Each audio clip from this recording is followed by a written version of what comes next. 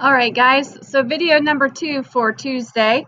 Let's try this again. So I want you to be able to see the book, Baseball Saved Us, the pictures, and listen to it as they read it. Remember, this is about the Japanese internment camps that our government set up after World War II, after we were bombed at Pearl Harbor. The reason they did that is because there were lots of Asian Americans in Hawaii, on the Hawaiian Islands, and many of them spied for the Japanese Empire. So our government felt that in order to keep Americans safe, they would round up all the Asian Americans, keep an eye on them until the war was over. Baseball Saved Us. Written by Ken Mochizuki, illustrated by Dom Lee. One day, my dad looked out at the endless desert and decided then and there to build a baseball field. He said people needed something to do in camp. We weren't in camp that was fun, like summer camp. Ours was in the middle of nowhere, and we were behind a barbed wire fence. Soldiers with guns made sure we stayed there, and the man in the tower saw everything we did, no matter where we were. As Dad began walking over the dry, cracked dirt, I asked him again why we were there. Because, he said, America is at war with Japan, and the government thinks that the Japanese Americans can't be trusted. But it's wrong that we're in here. We're Americans too. Then he made a mark in the dirt and mumbled something about where the infield bases should be. Back in school before camp, I was shorter and smaller than the rest of the kids. I was always the last to be picked for any team when we played games. Then, a few months ago, it got even worse. The kids started to call me names and nobody talked to me, even though I didn't do anything bad. At the same time, the radio kept talking about some place far away called Pearl Harbor. One day, Mom and Dad came to get me out of school. Mom cried a lot because we had to move out of our house real fast, throwing away a lot of our stuff. A bus took us to a place where we had to live in horse stalls. We stayed there for a while until we came here. This camp wasn't anything like home. It was so hot in the daytime and so cold at night. Dust storms came and got sand in everything, and nobody could see a thing. We sometimes got caught outside, standing in line to eat or to go to the bathroom. We had to use the bathroom with everybody else instead of one at a time like at home. We had to eat with everybody else too. But my big brother Teddy ate with his own friends. We lived with a lot of people in what were called barracks. The place was small and had no walls. Babies cried at night and kept us up. Back home, the older people were always busy working, but now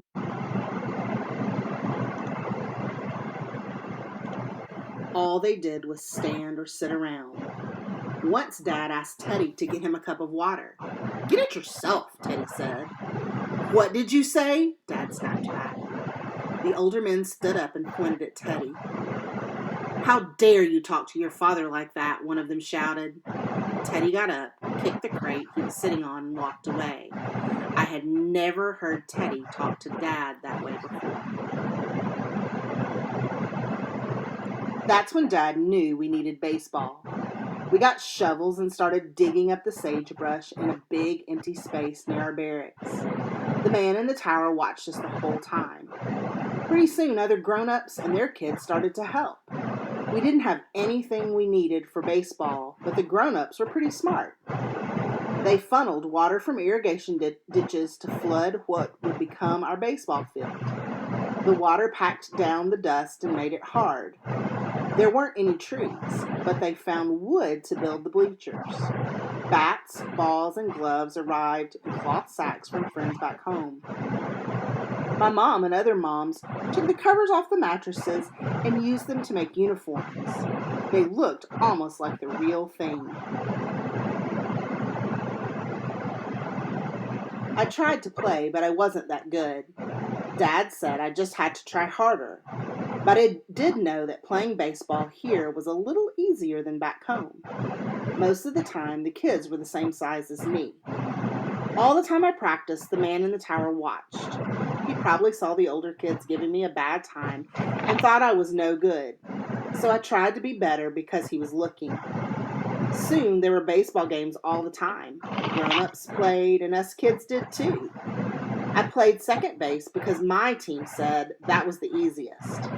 Whenever I was at bat, the infield of the other team started joking around and moved in real close. The catcher behind me and the crowd for the other team would say, "Easy out." I usually grounded out. Sometimes I got a single. Then came one of our last games of the year to decide on the championship. It was the bottom of the ninth inning and the other team was winning 3-2. One of our guys was on second and there were 2 outs. 2 pitches, and I swung both times and missed. I could tell that our guy on second was begging me to at least get a base hit so somebody better could come up to bat. The crowd was getting loud. "You can do it! Strike out! No hitter! No hitter!" I glanced at the guardhouse behind the left field foul line and saw the man in the tower leaning on the rail with the blinding sun glinting off his sunglasses. He was always watching, always staring. It suddenly made me mad. I gripped that bat harder and took a couple of practice swings. I was going to hit the ball past the guardhouse, even if it killed me. Everyone got quiet and the pitcher threw. I stepped into my swing and pulled the bat around hard. I've never heard a crack like that before. The ball went even farther than I expected. Against the hot desert sun, I could see the ball high in the air as I ran to first base. The ball went over the head of the left fielder. I dashed around the bases, knowing for sure that I would get tagged out. But I didn't care, running as fast as I could to home plate. I didn't even realize that I had crossed it. Before I knew it, I was up in the air on the shoulders of my teammates. I looked up at the tower, and the man, with a grin on his face, gave me the thumbs up sign. But it wasn't as if everything were fixed. Things were bad again when we got back home from camp after the war. Nobody talked to us on the street, and nobody talked to me at school either. Most of my friends from camp didn't come back here. I had to eat lunch by myself. Then baseball season came. I was the smallest guy again, but playing baseball in camp had made me a lot better. The other guys saw that I was a pretty good player. They started calling me Shorty, but they smiled when they said it. By the time the first game came around, I felt almost like a part of the team. Everyone was laughing and horsing around on the bus, but as soon as we got out there, it hit me. Nobody on my team, or the other team, or even anybody in the crowd looked like me. When we walked out onto the field, my hands were shaking. It felt like all these mean eyes were staring at me, wanting me to make mistakes. I dropped the ball that was thrown at me, and I heard people in the crowd yelling, "Jap." I hadn't heard that word since before I went to camp. It meant that they hated me. My team came up to bat, and I was up next. So the word Jap has a certain connotation to this generation. I know that you guys probably realize that too. It probably means the same thing now. But this is why we need to understand certain words have certain connotations and why we shouldn't use certain words in certain places. And why sometimes people get offended. Those words have a very strong negative connotation. I looked down. I thought maybe I should pretend to be sick so I wouldn't have to finish the game. But I knew that would make things even worse because I would get picked on at school for being a chicken. And they would use the bad word too. Then it was my turn to bat. The crowd was screaming, "The Jap's no good! Easy out!" I heard laughing. I swung twice and missed. The crowd roared each time I missed, drowning out my teammates who were saying, "Come on, Shorty, you can do it." I stepped back to catch my breath. When I stepped back up to the plate, I looked at the pitcher. The sun glinted off his glasses as he stood on the mound like the guard in the tower. We stared at each other. Then I blocked out the noise around me and got. So there's symbolism in the story. The glasses represent something. It reminds the kid of the guard in the camps, and this picture has the glasses on there. Set. The pitcher wound up and threw. I swung and felt that solid whack again. I could see that little ball in the air against the blue sky and puffy white clouds. It looked like it was going over the fence.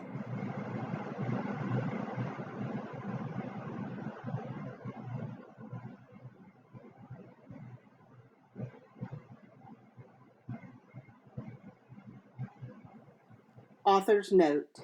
In 19 Okay, so that is Baseball Saved Us.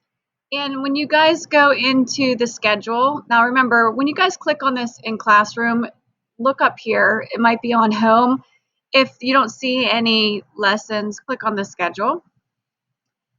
For today, you have the World War II timeline. There are questions that you need to open this in Kami.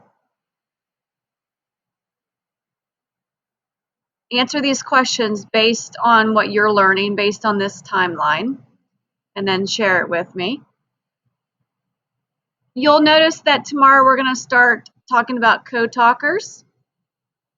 And I put the book down here. You're able to, should be able to,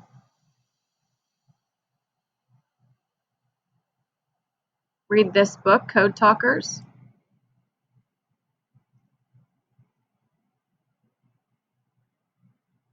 So this, I want you guys to do a book talk on this on Flipgrid in January. I think it's due January, I'm not sure. What's it say up here? January 4th. If you want to use this as your reading minutes for the week, that's totally fine. You don't have to read 2 books at once. It's totally up to you. But make sure that you do read Code Talkers. If you guys can't see it, I don't know if it's just my computer or what's going on, but when I pull it up,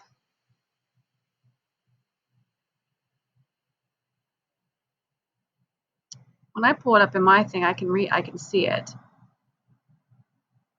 So let me know if you can't see this. Oh yeah, you'll be able to. Read this book and then do a book talk on it. It's due January 4th. All right, guys, have a great day. If you have any questions, email me. And you guys are doing a great job with the exit tickets. I hope you're learning, and we will talk to you later.